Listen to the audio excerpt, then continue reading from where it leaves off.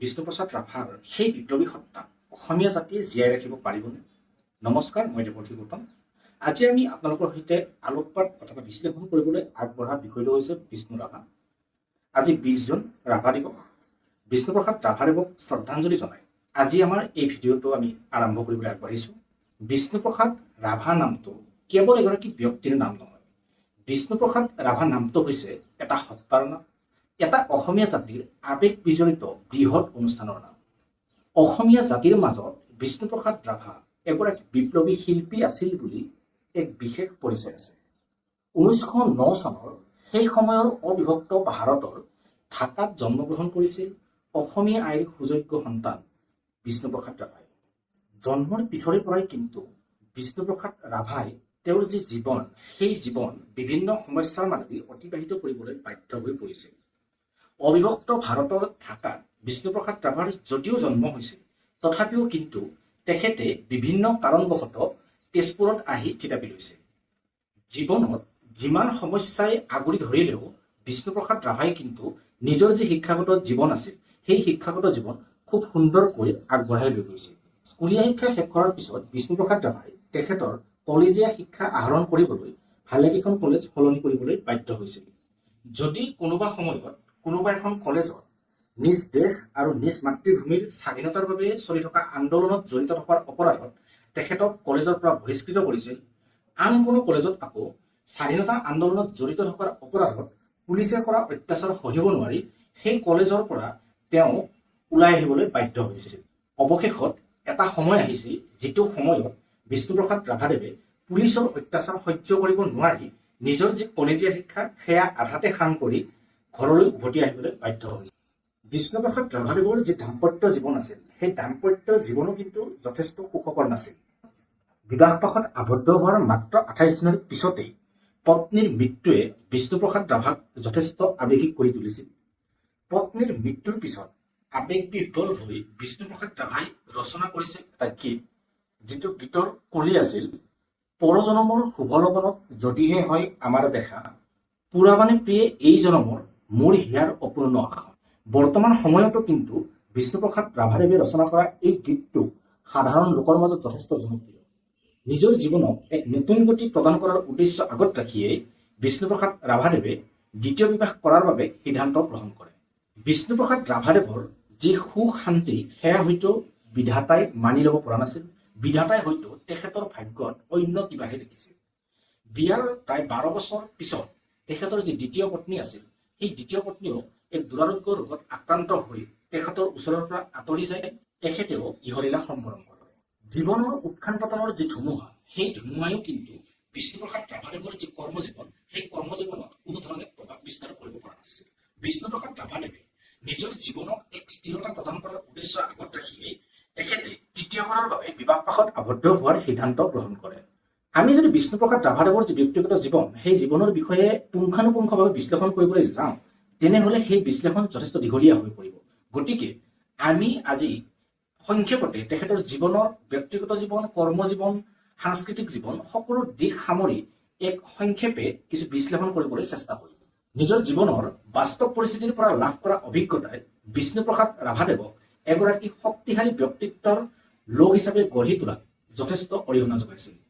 বিষ্ণুপ্ৰসাদ ৰাভাৰ যি বহুমুখী প্ৰতিভা, সেই প্ৰতিভাই ইতিমধ্যে প্ৰমাণ কৰিছে যে তেখেত এগৰাকী যথেষ্ট শক্তিশালী ব্যক্তিত্বৰ লোক। ছাত্ৰাৱস্থাত থকাৰ পৰাই বিষ্ণুপ্ৰসাদ ৰাভাদেৱে বিভিন্ন কাকত আলোচনীত লিখিবলৈ আৰম্ভ কৰিছিল। কেৱল লিখাই নহয়, আলোচনীত তেখেতে এগৰাকী সহযোগী পৰিচালক হিচাপে দায়িত্ব নিৰ্বাহ কৰিছিল।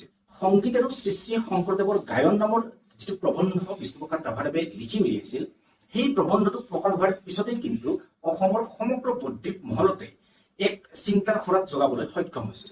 বিষ্ণুপ্ৰসাদ ৰাভা এগৰাকী সুনৃত্য পৰিচালকো আছিল।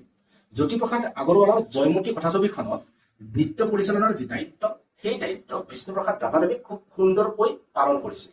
1939 চনত কাশী বিশ্ববিদ্যালয়ৰ আমন্ত্ৰণ মৰ্মে সেই কাশী বিশ্ববিদ্যালয়ত গৈ তাণ্ডৱ নৃত্য প্ৰদৰ্শন কৰাৰ পিছত সেই নৃত্যৰ জৰিয়তে বিষ্ণুপ্ৰসাদ ৰাভা যথেষ্ট জনপ্ৰিয় হৈ উঠিছিল।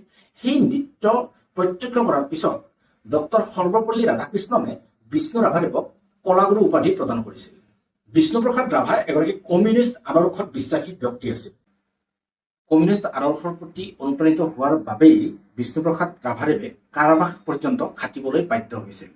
কমিউনিষ্ট পাৰ্টিৰ হৈয়ে বিষ্ণুপ্ৰসাদ ৰাভাদেৱে বৰপেটা সমষ্টিৰ পৰা নিৰ্বাচনত প্ৰতিদ্বন্দ্বিতা কৰিছিল আৰু সেই নিৰ্বাচনত পৰাজয় বৰণ কৰিছিল।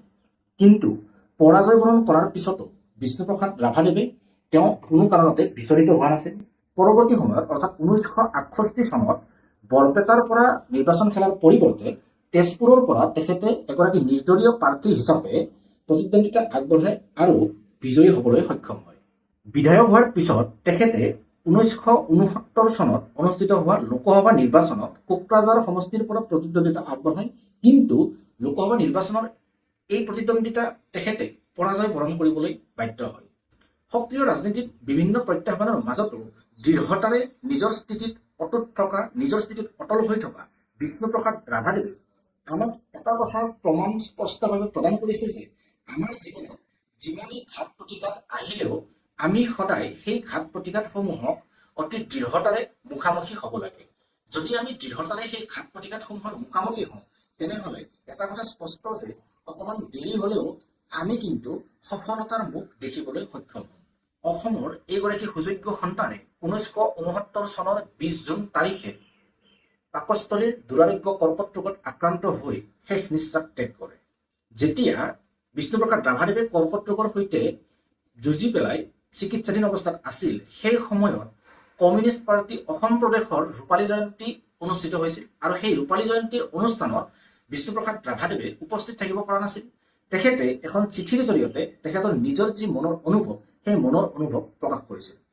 তেখেতে মনৰ অনুভৱ প্ৰকাশ কৰি যিখন চিঠি প্ৰদান কৰিছিল সেই চিঠিখন পঢ়ি দিয়াৰ পিছত প্ৰতিগৰাকী লোকে এবাৰৰ বাবে হ'লেও চিন্তা কৰিবলৈ বাধ্য হৈছিল যে নিজৰ শৰীৰৰ অৱস্থা ভাল নোহোৱাৰ পিছতো এগৰাকী ব্যক্তিয়ে কিদৰে ইমান পজিটিভ আৰু দেশমাতৃৰ হকে কাম কৰিবলৈ উদ্বুদ্ধ হ'ব পাৰে।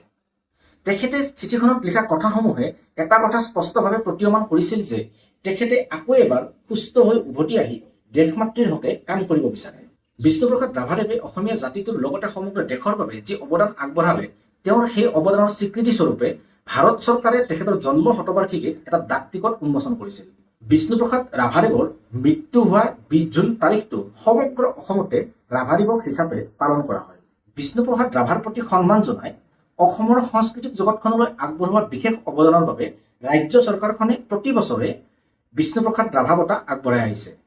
বিষ্ণুপ্ৰসাদ ৰাভা নামৰ এই সত্তাটোৱে যে অসমীয়া জাতিটোক সংগ্ৰামী হোৱাত এক বিশেষ ভূমিকা পালন কৰিছে তাত কোনো সন্দেহ নাই। সাহিত্য সংস্কৃতি অথবা শিল্পকলাৰ জৰিয়তে যি বস্তু আদায় কৰিব নোৱাৰি তেনে বস্তু যে সংগ্ৰামৰ জৰিয়তেহে আদায় কৰিব পাৰি তাৰ যি এক জ্বলন্ত উদাহৰণ, সেই উদাহৰণ বিষ্ণুপ্ৰসাদ ৰাভাদেৱে অসমীয়া জাতিক খুব ধুনীয়াকৈ দি থৈ গৈছে। অসমীয়া জাতিটোক চিৰদিনৰ বাবে জীয়াই ৰখাৰ যি সমৰ্পণ, সেই সমৰ্পণ কিন্তু বিষ্ণুপ্ৰসাদ ৰাভাদেৱে ৰচনা কৰা গীত কবিতা আদি সকলোতে খুব ধুনীয়াকৈ প্ৰতিফলিত হয়। বিষ্ণুপ্ৰসাদ ৰাভাদেৱৰ এই বিপ্লৱী সত্তাটো আজিৰ অসমীয়া জাতিয়ে জীয়াই ৰাখিব পাৰিবনে? বিষ্ণুপ্ৰসাদ ৰাভাদেৱৰ সেই সপোনৰ অসমখন কেতিয়াবা গঢ়ি উঠিবনে? সেই নিষ্পেষিত নিপীড়িত আৰু দৰিদ্ৰ লোকসকলক স্বাৱলম্বী কৰি গঢ়ি তোলাৰ যিখন সংগ্ৰাম বিষ্ণুপ্ৰসাদ ৰাভাদেৱে গঢ়ি তুলিছিল সেই সংগ্ৰামখন কেতিয়াবা সফল হ'বনে? আজিৰ তাৰিখত কিন্তু এই সকলোবোৰ প্ৰশ্ন যথেষ্ট প্ৰাসংগিক হৈ পৰিছে। আজিৰ তাৰিখত যদি অসমীয়া জাতিটোৱে এই সকলো প্ৰশ্নৰ উত্তৰ শুদ্ধ ৰূপত বিচাৰি উলিয়াব পাৰে তেনেহ'লে অসমীয়া জাতিটোৱে এক সুন্দৰ ভৱিষ্যতৰ দিশে যে গতি কৰিব তাত কোনো সন্দেহ নাই। বিষ্ণুপ্ৰসাদ ৰাভাদেৱৰ বিষয়ে আজি এই সংক্ষিপ্ত যিটো বিশ্লেষণ সেই বিশ্লেষণটো চাই আপোনালোকে কেনে পালে আমাক কমেণ্ট বক্সত জনাবলৈ নাপাহৰিব। আমাৰ যদি কিবা ভুল ত্ৰুটি হৈছে তাৰ বাবে আমি আপোনালোকৰ ওচৰত ক্ষমা প্ৰাৰ্থী। আমাৰ ভুলসমূহ আপোনালোকে আঙুলিয়াই দিলে আমি উপকৃত হওঁ। আৰু এটা নতুন ভিডিঅ'ৰ সৈতে আপোনালোকক অতি সোনকালে লগ পোৱাৰ প্ৰতিশ্ৰুতিৰে আজিলৈ ধন্যবাদ।